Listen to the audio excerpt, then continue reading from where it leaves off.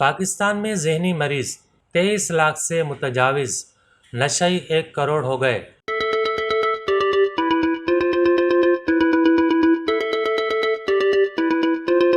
مہنگائی، بے روزگاری اور مناسب وسائل نہ ہونے سے پاکستان میں ذہنی عارضوں میں مبتلا افراد کی تعداد 23 لاکھ سے تجاوز کر چکی ہے، جبکہ اس میں روز بروز اضافہ ہو رہا ہے۔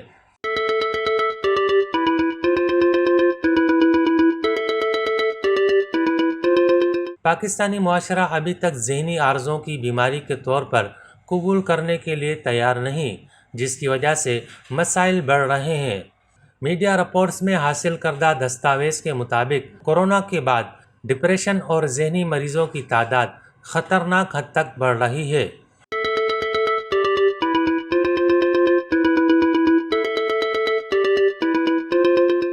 لاہور فاؤنٹین ہاؤس میں اس وقت 200 بیڈز کا ہسپتال موجود ہے، جہاں 24 گھنٹے مریضوں کی دیکھ بھال کی جا رہی ہے۔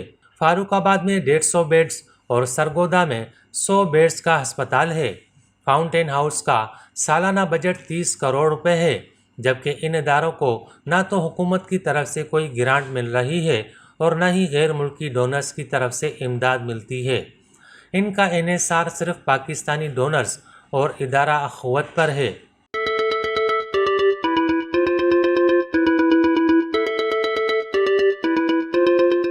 فاؤنٹین ہاؤس کے medical superintendent doctor Imran Murtaza نے کہا کہ لوگ آج بھی جن بھوت کا تصور لے کر دم کرانے میں مصروف ہیں، جہاں پیر اور عامل نہ صرف مریضوں کو مارتے ہیں بلکہ عزتیں بھی لوٹتے ہیں۔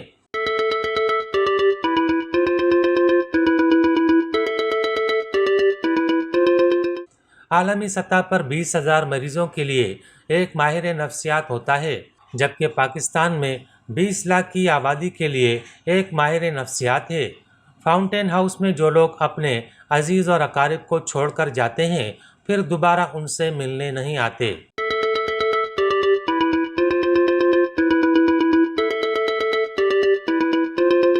اخوت کے سربراہ ڈاکٹر امجد ثاقب نے کہا کہ ہم مریضوں کو اپنے بچوں کی طرح دیکھتے ہیں۔ ہماری کوشش ہوتی ہے کہ ہم ایک ڈونر کو قائل کریں کہ وہ مریضوں کو اپنا دوست سمجھ کر اس کی مدد کریں۔